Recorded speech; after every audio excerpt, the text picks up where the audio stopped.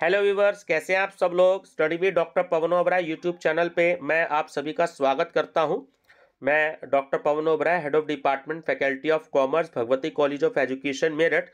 Student, जो आपका food nutrition और हाइजीन वाला जो सब्जेक्ट है, तो BA, BCom, BSc first semester में न्यू एजुकेशन पॉलिसी 2020 के अंतर्गत तो उसकी स्टडी मैं करा रहा हूँ इन दिनों। तो ये पेपर चौधरी चरण सिंह यूनिवर्सिटी मेरठ में तो एमसीक्यू सीरीज में होगा, ये फाइनल हो चुका है। बाकी आप यूपी की किसी भी यूनिवर्सिटी में है, चाहे बरेली यूनिवर्सिटी में है, चाहे आप राम मनोहर लोहिया यूनिवर्सिटी में है, चाहे अवध यूनिवर्सिटी में है, तो आप किसी भी यूनिवर्सिटी में हैं तो आप अपने अपने टीचर से वहाँ कंफर्म कर लीजिएगा कि ये पेपर एमसीक्यू सीरीज में होना है या नहीं होना, क्योंकि मैक्सिमम यूनिवर्सिटीज़ में ये पेपर एमसीक्यू सीरीज में ही हो रहा है, ठीक है ना। और ये पेपर सबको कंपलसरी भी है, होम साइंस से रिलेटेड एक्चुअली ये पेपर है, तो थोड़ी सी साइंस साइड की टर्मिनोलॉजी है, तो आप इसकी स्टडी जरूर करिएगा। अभी तक मार्केट में देखिए इस पे मटेरियल जो है वो ज़्यादा नहीं आया है। ये कुछ एमसीक्यूज़ मैंने तैयार किए हैं, तो ये मैं आपसे प्रोवाइड करा रहा हूँ आपको। और कुछ इसके मैं प्रैक्टिस सेट भी 4-5 तैयार कर रहा हूँ। बहुत जल्दी 10-15 दिन में जो है वो भी तैयार हो जाएंगे, क्योंकि 10-15 जनवरी के आसपास जो है सभी यूनिवर्सिटीज़ के मेन पेपर स्टार्ट हो जाएंगे। तो आप लोग मेरे यहाँ channel study with doctor Pawan Oberoi subscribe करके उसकी प्लेलिस्ट देख लीजिएगा, फूड न्यूट्रिशन एंड हाइजीन। तो जो थंबनेल है ये लाइट कलर का, थोड़ा सा रेड कलर का उसमें मैंने दे रखा, तो इसमें सारे हिंदी की वीडियोस होंगी, और जो दूसरा थंबनेल है उसमें सारे की सारी इंग्लिश में होंगी, जिससे आप लोगों को कोई कंफ्यूजन ना हो, ठीक है। तो थंबनेल हिंदी इंग्लिश दोनों के अलग अलग है, ताकि इंग्लिश मीडियम वाला बच्चा इंग्लिश के थंबनेल ही देखे, ताकि उसको आगे पार्ट 1, पार्ट 2, पार्ट 3 और पार्ट 4 मिल जाए। और इंग्लिश का जो स्टूडेंट्स है वो जो मैंने रेड कलर का दे रखा है थंबनेल, उसमें सारे हिंदी का बच्चा जो है वो सब उस थंबनेल में देख सकता है, ठीक है। तो ये यूनिट नंबर 2 चल रही है, इस वीडियो में एंड हो जाएगी, और पार्ट नंबर 6 है ये। चलिए डिस्कस करते हैं क्वेश्चन नंबर 98। मलेरिया किसके द्वारा एक व्यक्ति से दूसरे व्यक्ति तक अंतरित किया जाता है? तो होता है एनाफ्लीज मच्छर। ये एक व्यक्ति को मान लीजिए अगर काट लेता है और उसके बाद उस व्यक्ति को मलेरिया हो जाता है, और तुरंत दूसरे व्यक्ति को भी काट लेता है, तो उसको भी मलेरिया हो सकता है ना। एनाफ्लीज मच्छर होता है। पीलिया रोग किसे प्रभावित करता है? तो जॉन्डिस बोलते हैं पीलिया को इंग्लिश में, तो वो यकृत को प्रभावित करता है। अधिरक्तस्राव है, तो अधिरक्तस्राव जो है वो एक आनुवांशिक विकार होता है। एचआईवी क्या है? एचआईवी जो है एक्चुअली एड्स का एक रोग होता है। जब किसी को एड्स हो जाता है तो इसका जो टेस्ट होता है वो एचआईवी का ही होता है। तो एक विषाणु योग होता है ना, विषाणु रोग वायरस से होता है ये। कालाजार किससे संचारित होता है? जो कालाजार होता है एक्चुअली ये जो सिकता मक्खी होती है उससे होता है। एड्स देने वाले वायरस की पहचान किस वर्ष हुई थी? बहुत इंपॉर्टेंट क्वेश्चन है। सन 1981 में हुई थी। घातक मलेरिया फैलाने वाले मलेरिया परजीवी, तो इसमें ऑप्शन नंबर ए करेक्ट है कि प्लाज्मोडियम मलेरियाई होते हैं। प्लाज्मोडियम मलेरियाई होते हैं। निम्नलिखित में से कौन सा रोग केवल वंशानुगत संचारित होता है? हीमोफीलिया। जो हीमोफीलिया होता है वो वंशानुगत, मतलब कि एक पीढ़ी को होता है, किसी को मान लीजिए दादाजी को था तो फिर उनके बेटे को हो गया, फिर उनके बेटे को हो गया। वंशानुगत मतलब ये होता है हीमोफीलिया। विटामिन ए का रासायनिक नाम क्या है? विटामिन ए का रासायनिक नाम है रेटिनॉल। इंपॉर्टेंट क्वेश्चन है, ध्यान रखेंगे। रेटिनॉल मानव शरीर में इंफेक्शन रोकने के लिए कौन सा विटामिन मदद करता है? Vitamin A. कौन सा विटामिन प्रतिरक्षा प्रदान करता है? तो वो भी है विटामिन ए। निम्नलिखित में से कौन विटामिन ए का सर्वोत्तम स्रोत है। तो यहाँ पर गाजर, बैंगन, नींबू और चावल दिए हैं। तो गाजर विटामिन ए का सबसे अच्छा स्रोत होता है। मानव शरीर में विटामिन ए भंडारित होता है। तो ये यकृत में होता है मानव शरीर में, है ना, ध्यान रखेंगे। विटामिन ए यकृत में भंडारित होता है। विटामिन ए और बी के आविष्कारक कौन है? ये भी बहुत इंपॉर्टेंट क्वेश्चन है। तो इसका आंसर है मैकुलन, ध्यान रखेंगे, मैकुलन।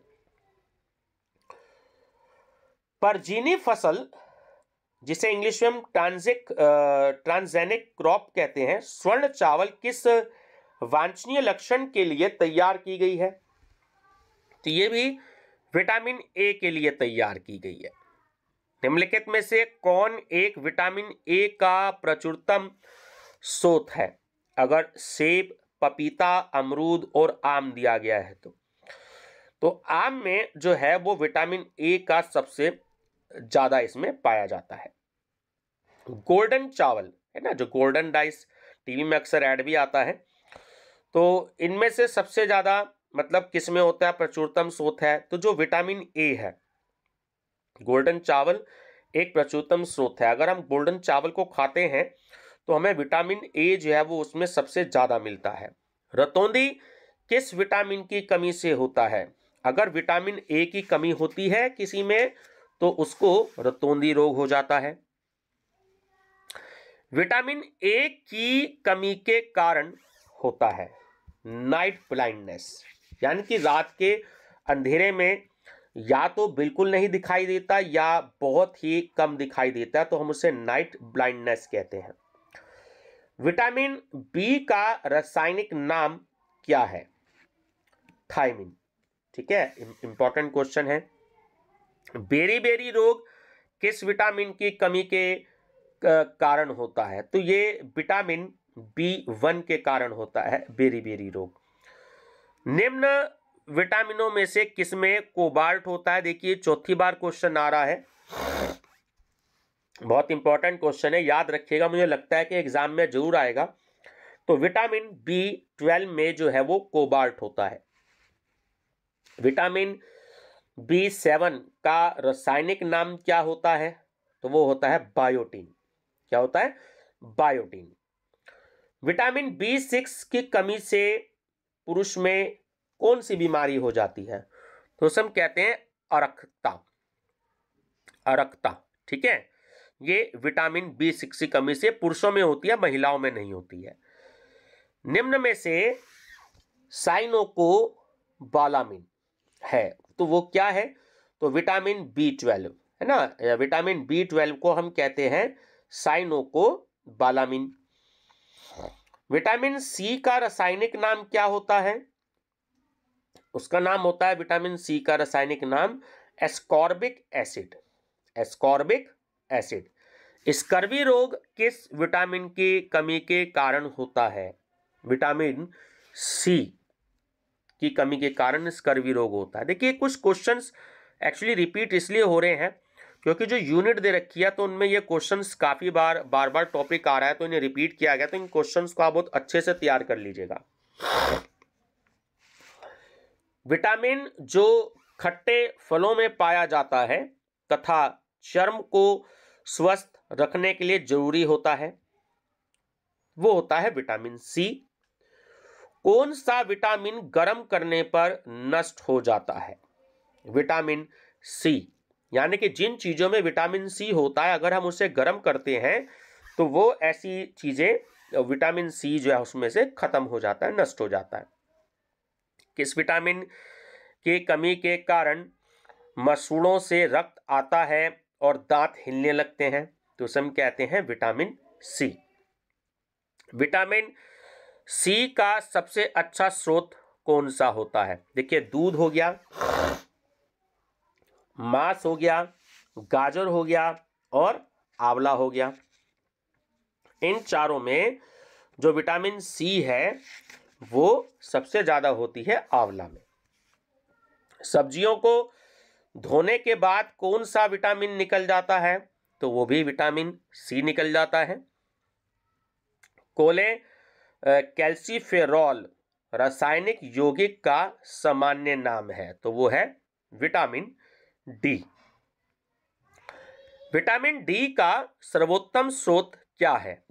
तो अगर सूर्य का प्रकाश आपको ऑप्शन में है, अंडा है, दूध है और हरी सब्जी है, तो जो सूर्य का प्रकाश है वो विटामिन डी का सबसे अच्छा स्रोत होता है।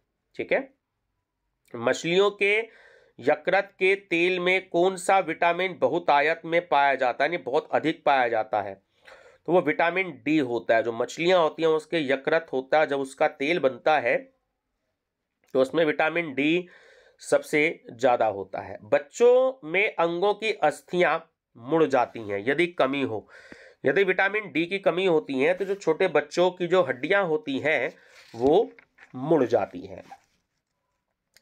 कौन सा विटामिन शरीर में भंडारित नहीं होता? विटामिन डी इस शरीर में कभी भी हम स्टोर नहीं होता। विटामिन डी की कमी के कारण कौन सा रोग होता है? वो होता है रिकेट्स। सनशाइन विटामिन है, जो सनशाइन विटामिन है वो एक्चुअली विटामिन डी होता है। विटामिन ई का रासायनिक नाम है, जो विटामिन ई का रासायनिक नाम है वो है टोकोफेरॉल। टोकोफेरॉल। विटामिन ई का महत्वपूर्ण स्रोत निम्नलिखित में से कौन है? वह गेहूं अंकुर का तेल, नपुंसकता या बंध्यता किस विटामिन की कमी के कारण होता है? तो वो होता है विटामिन ई की कमी के कारण। विटामिन ई विशेषतः किसके लिए महत्वपूर्ण होता है? लिंग ग्रंथियों की सामान्य क्रियाएं के लिए। ठीक है। विटामिन के का रासायनिक नाम क्या है? तो विटामिन के का रासायनिक नाम है फिलोक्विनान। फिलोक्विनान। कौन सा विटामिन रक्त का थक्का बनाने में सहायक होता है? तो वो होता है विटामिन के। अच्छा, एक क्वेश्चन इंपॉर्टेंट ये है कि विटामिन शब्द किसने दिया? हम पढ़ तो रहे हैं बार बार विटामिन, विटामिन इंग्लिश में बोलते हैं विटामिन और हिंदी में बोल देते हैं विटामिन। तो विटामिन जो शब्द दिया वो दिया कैसिमिर फंक ने। कैसिमिर फंक, ध्यान रखेंगे, बहुत इंपॉर्टेंट है। कौन सा विटामिन वसा में घुलनशील होता है? तो चाहे वो विटामिन के हो, चाहे वो विटामिन ए हो, चाहे वो विटामिन डी हो, ये तीनों के तीनों ही जो होते हैं वो घुल जाते हैं ना, वसा में घुलनशील होते हैं। अच्छा, जल में घुलनशील विटामिन कौन सा है? तो विटामिन बी भी जल में घुलनशील होता है और विटामिन सी भी जल में घुलनशील होता है। सही आंसर है ऑप्शन नंबर सी। और लास्ट क्वेश्चन है स्टूडेंट्स, यूनिट नंबर 2 का। निम्नलिखित में से किसे रक्षात्मक पदार्थ कहा जाता है? विटामिन जो होता है उसको हम रक्षात्मक पदार्थ भी कहते हैं। तो ये स्टूडेंट्स आपके 146 क्वेश्चंस तो हो गए यूनिट नंबर 2 में, और 140 क्वेश्चंस यानी कि 286 क्वेश्चन जो है वो मैं आपको अब तक इन 6 पार्ट में करा चुका हूं। ठीक है व्यूवर्स, तो फिर से मैं वही बात करूंगा कि जब तक और यूट्यूबर्स आपको ये क्वेश्चंस देंगे तब तक तो मैं आपका ये जो है इसमें लगभग 500 से ज़्यादा मैं एमसीक्यूज आपको मैं करा भी दूंगा। तो ये आप जो है मेरी प्लेलिस्ट देख लीजिएगा, है ना, इसी नाम से बनी हुई है, फूड न्यूट्रिशन एंड हाइजीन। ठीक है स्टूडेंट्स, वीडियो पसंद आए तो लाइक, शेयर और सब्सक्राइब जरूर कर लीजिएगा और अपने फ्रेंड सर्कल को बता दीजिएगा, क्योंकि सभी यूनिवर्सिटीज़ में ये पेपर है और कंपलसरी पेपर है, इसमें फेल तो सब में फेल। तो मैं चाहता हूं कि आप पास हो जाएं और थोड़ा सा आप इसकी अच्छे से स्टडी कर दें। ठीक है व्यूवर्स, थैंक यू।